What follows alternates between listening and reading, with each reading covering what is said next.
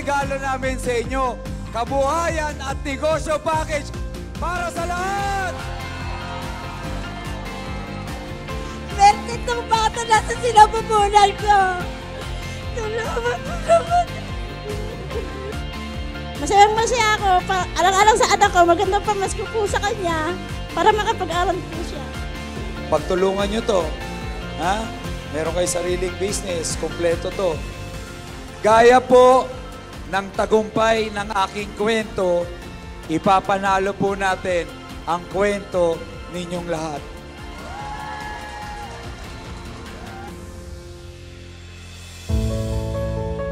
Bagong simula at pag-asa na naman ang itatampok natin ngayon dito sa Dear SB, kung saan magbibigay na naman tayo ng pag-asenso sa mga kababayan natin gamit ang mga kabuhayan package na ito. Marami na tayong natulungan at nabiyayaan ng mga Show Maynila franchise business na ito at ngayong araw, napakarami na naman nating kababayan ang mabibiyayaan ng mga negosyo package na magbibigay ng mga sustainable na tulong para sa kanila.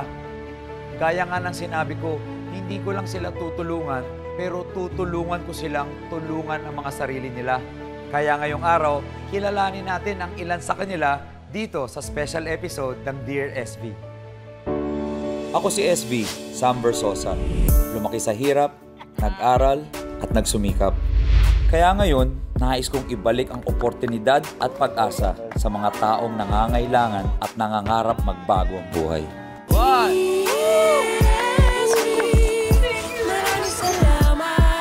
Pilihan nyo yung mga size nyo. Bibigay pa kami sa iyo na. Ako si SB, Sam Versosa.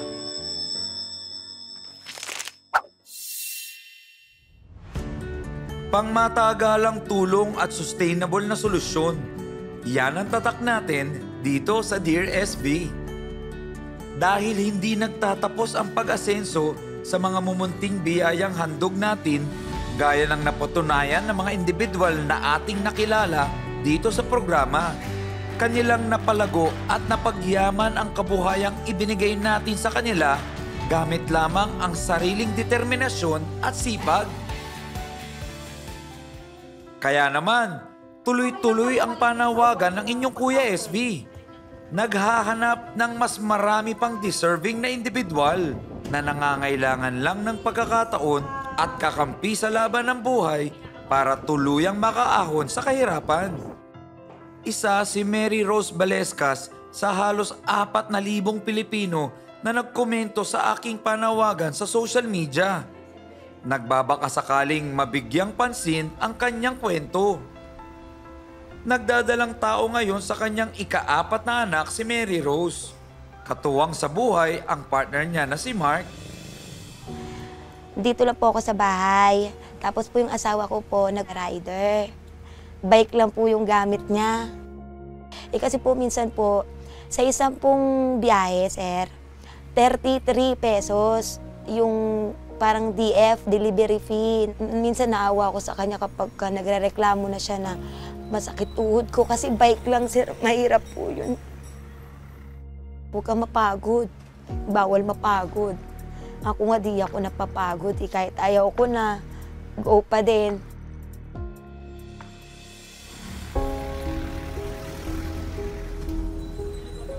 Nasa 300 hanggang 500 pesos ang nauuwing kita ni Mark araw-araw bilang rider. Hindi sapat para matustusan ang pangangailangan nilang pamilya. Yung ulam natin ng umaga, uuntiin natin siya ng tanghali, paabutin natin siya ng gabi para nasusolve tayo. Tapos po, ang natitira po doon sa 500 na yon, kung minsan 50, 80. Kapag walang-wala talaga, umaasa sa bigay sina Mary Rose, makatawid lang sa pang-araw-araw.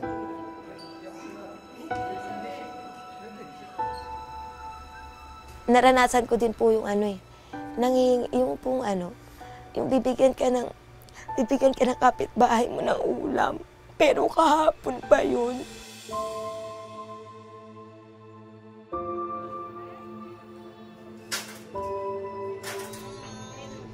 Tulad ni Mary Rose, malaking hamon din ang pang-araw-araw na gastusin para kay Berlinda Barredo. No read, no write si Berlinda. Kaya naman, kahit anong maliit na trabaho ay tinatanggap niya. Mapunan lang ang pangangailangan ng kanilang pamilya, lalo na sa anak niyang si Ronald na may Down syndrome.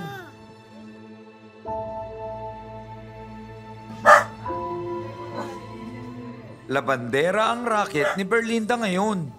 Pero hindi araw-araw may tumatangkilik sa kanyang serbisyo. Minsan pagka walang-wala pa eh. Umuwi ako ng naglalakad, ganun. Minsan kahit umuulan, umuwi ako ng naglalakad ba. Pag walang kinikita ako na, binibigyan ako 1-3 minsan. Kasi nakita naman yung kalagayan ng anak ko. Kaya naman, grabe ang paghihigpit niya ng sinturon pagdating sa budget. Lalo't may espesyal na pangangailangan ang kanyang anak. Nakakagastos po ako ng 500 sa loob ng isang araw. Yung bibili po kami ng ulam. Yan, ulam, tapos pampers po niya.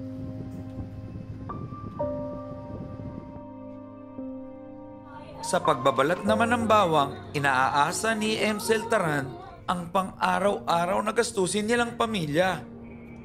Pero sa halagang 100 piso kada sako, panay kalyo na siya at halos di pa rin ito kayang tustusan man lang ang mga espesyal nilang pangangailangan. Minsan wala kasi siguro mga lang, 300, ganun. Sobrang kulang po na kinikita namin. Kasi po, gatas pa lang po sa araw-araw. Tapos, minsan po yung anak ko po, nagkakasakit po yan. Mas madali sana raw ang buhay kung may katuwang siya sa pagbabanat ng buto. Kaya lang, Mahirap po kasi iisipin niyo po yung kung saan kayo kukuha ng pang-araw-araw, lalo na ganyan po siya. Isa po siyang PWD kasi siyempre po hindi po siya pwedeng sa mga pang malakasang trabaho. Hindi niya po kaya yung mga hard work. Sa kargador, hindi niya naman po kaya kasi yung pagbubuhat na may sakit po siya sa puso. ilan lamang ang kwento nila Mary Rose, Berlinda at Emsel sa mga araw-araw na dinadanas ng mga ordinaryong Pilipino. Kapwa nagsusumikap at nagbabaka sakaling makatutumbok ng swerte at biyaya. May ahon lang ang mga sarilis sa kahirapan. Kaya naman, ating susuklian ang kanilang tiwala at katatagan gamit ang kabuhayang package na siyang magiging instrumento sa kanilang pag-unlad at pag-asenso. Excited na ba kayo? Okay, in 3, 2, 1, buksan na to! Pasok! Pasok!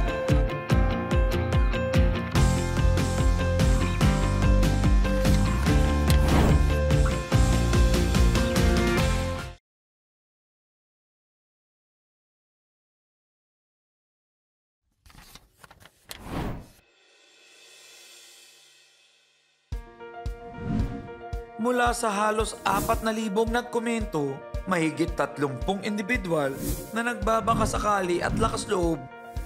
Gaya nina Mary Rose, Berlinda at Emsel ang mapalad na napili ng aming team. Wala silang kaalam-alam na ang pagpunta pala nila sa aming opisina sa front row dito sa Quezon City ang siyang simula na pala ng panibagong yugto ng kanilang buhay. Kamusta po kayong lahat? Nabasa ko po lahat ng mga comments ninyo at kaya ngayong araw po, meron akong inihandang sorpresa para sa inyo. Ready na ba kayo?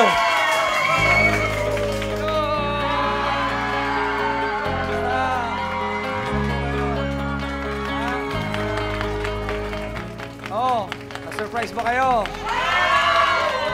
Maraming salamat po dun sa mga pumunta at sa mga nakasuporta sa akin. Salamat din sa pag-aantay, ha? Andito lang ako. Laging nakasuporta at handang tumulong sa inyo, ha? Narinig ko yung mga kwento ninyo. Naantig ako dun sa mga ibang mga storya dito. Kaya ngayon, sana makapagbigay ako konting saya, pag-asa, at regalo sa inyo lahat, ha? Mukhang excited na ang mga kapuso nating mabibigyan ng panibagong oportunidad at pag-asa.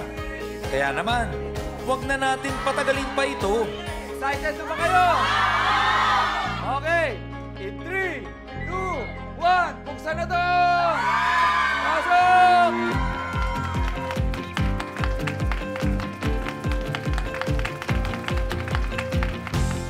Ito ang regalo namin sa inyo.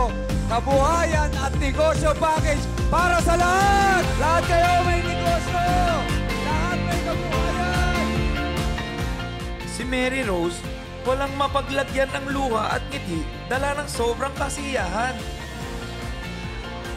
Umili na lahat, kamusta na?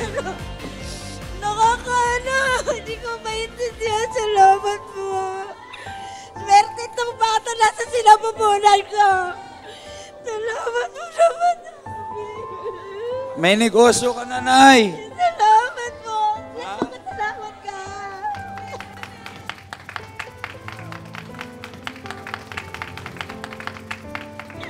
Congratulations! Ano po, Panginoon? Congrats, ha!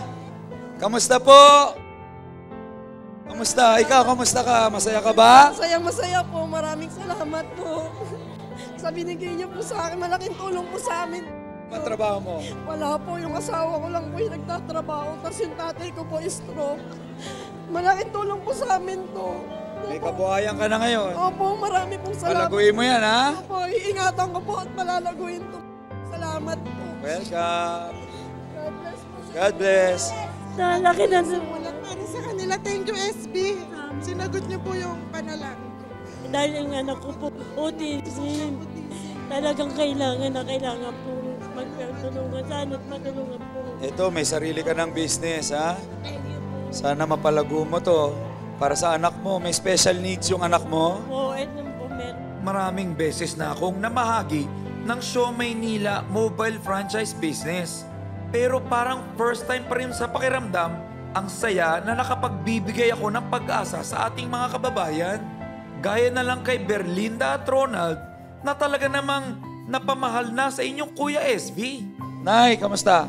Mabuti po. Masayang-masaya ako. Alang-alang sa anak ko, magandang pamasko po sa kanya para makapag-aral po siya. Kasi si Ronald may Down syndrome. Nung nagsasalita ako sa mga iniikot ko sa Maynila, sa may Quiapo, bigla siyang lumapit sa akin. Kinalabit niya ako habang nagsasalita ako. Ronald, ako si Kuya SB. SB, oh, alam mo yung SB? Yung pala, pinapanood daw niya ako sa TV, tama? Alam niya yung pangalan ko. So ito, Nay, hindi ka na maglalaba. Magbebenta ka na at magnenegosyo ka, ha? Maraming salamat po. Masaya ka ba, Ronald? Kanina pa niya ako nilalapitan eh. Love you. Love you.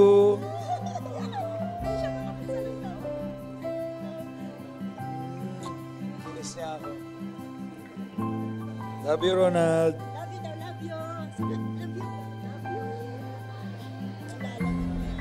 Sige.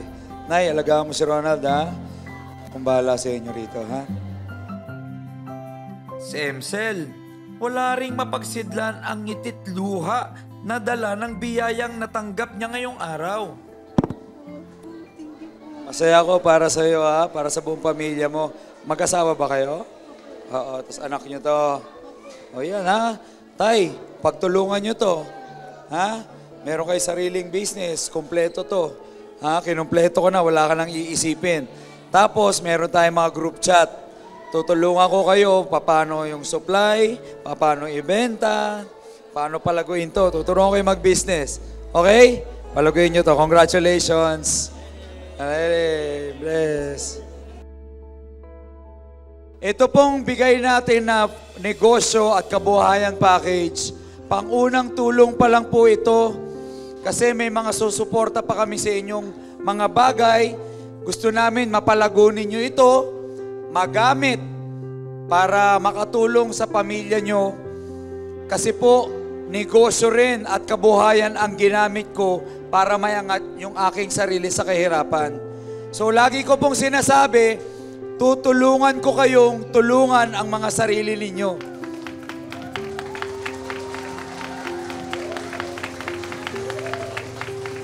Gaya po ng tagumpay ng aking kwento, ipapanalo po natin ang kwento ninyong lahat. Basta tatandaan ninyo ha, mahal kayo ni Kuya SB. Maraming salamat.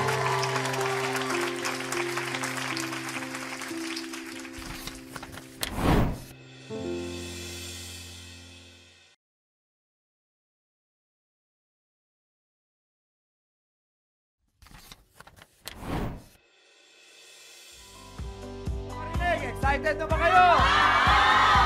Okay. In 3, 2, 1, buksan na to! Pasok! Pasok! Kakampi, ito ang regalo namin sa inyo. Kabuhayan at negosyo package para sa lahat!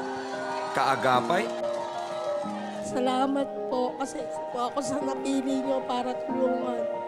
Maraming salamat po talaga. Malaking tulong po to para sa pamilya ko. at kaibigan. Congratulations, Nay. Salamat, nak. Salamat, nak. Salamat. Malaking bagay ang pagkakaroon ng tatlong yan para sa isang individual na nagsusumikap makaahon sa kahirapan. Wala mang kasiguruhan, ngunit lakas loob pa rin nagtiwala sina Emsel. Congratulations! Maraming salamat po. Berlinda Masaya ako. Alang-alang sa anak ko. at Mary Rose Swerte itong bata na sa sinapupunan ko. na makakamit nila ang inaasam na pagbabago sa buhay. Hanggang ngayon, hindi pa rin po ako makapaniwala. Sobrang dami naming mahirap. Siyempre tapos, yung binigay niya talaga sa amin, sobrang laki ng blessing na yun. Kasi sa araw-araw, di namin alam kung saan kami kukuha eh. Sobrang laki talaga niyang blessing. At tama yung binigay niya kasi talagang business. Talagang utakan talaga. Kasi pag pera, mabilis eh. Sobrang bilis, kaya tama lang yung business. Para tinuturuan ka din niyang maging masipag sa araw-araw. Kailangan lang nila ng isang pagkakataon maabot ang pag-asenso at kaunlaran. Parang tulong na, parang magandang pamasko sa akin ni Sam Versosa kasi para sa kanya. Baka sakaling mapag-aaral na namin siya doon sa Caritas. Pagka nakaipon kami, pag-aaralin ko na po siya doon sa Caritas. Maganda yung binigay sa akin ni Sam Versosa. At oportunidad para muling makabangon at lumaban sa hamon ng buhay. Sabi ko, alam mo, itong bata na nasa tiyan ko, Tay, swerte siguro to. Kasi tingnan mo, nakaisang chat lang ako, comment sir, nakaisang comment lang ako sa page ni Sir Sam. Ang galing, napili agad ako. Tapos bigyan ka ng kabuhayan. O ang bilis din ng benta. Yung pasok din, sir, ng pera. Yung pong hindi siya mahirap ibenta. Yung pong ang bilis-bilis niyang maubos. Wala nang mas sasarap pang pakiramdam ang makapagbigay tulong sa mga taong gustong tulungan ang kanilang mga sarili. Gamit lamang ang kanilang natatanging sipag at talento at syempre, matatag na pananampalataya sa may kapal. Yung message ko po kay SB, sana po, mas marami pa po siyang matulungan na ibang tao. Yun lang, ramdam ko naman sa kanya eh. Yung puso niya talaga nandito sa mga Pilipino. Pangarap namin yung mas enso kami at maalagaan itong bata. Nagpapasalamat ako sa kanya, sa laking tulong na iginawa niya sa akin. Dito para sa anak ko, magandang pang negosyo sa akin at itutuloy-tuloy ko siya. Marami pong salamat, sir. Kasi po talagang nagpapasalamat po ako. Hindi na po ako naasa sa ate ko. Itong binigyan nyo na po na food cart, pagkakaingatan ko po to, tsaka aalagaan, mamahalin ko po to, yayakapin ko po to ng doble-doble.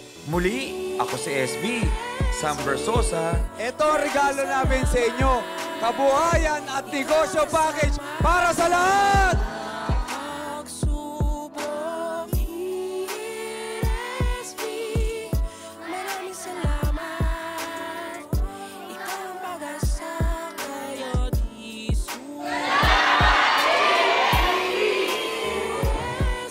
Ito ang Dear SB. 2023 na tinda po ako. Doon ko po nalaman yung sakit ko. Ay, nandito tayo sa Sampaloc, Manila para makilala si Nanay Remedios. Nay, kumusta po? Dati po siyang nagtitinda ng kape, pero dahil sa kanyang karamdaman ay natigil at naubos ang kanyang puhunan. At syempre, Nay, alam ko rin na hindi lang kabuhayan ang importante rito. Ang pinaka-importante rito, yung kalusugan mo. Siyempre, Nay, nandito ka sa Dear SB. Hindi pa tapos ang mga regalo namin para sa iyo. May iiwan pa ako sa iyong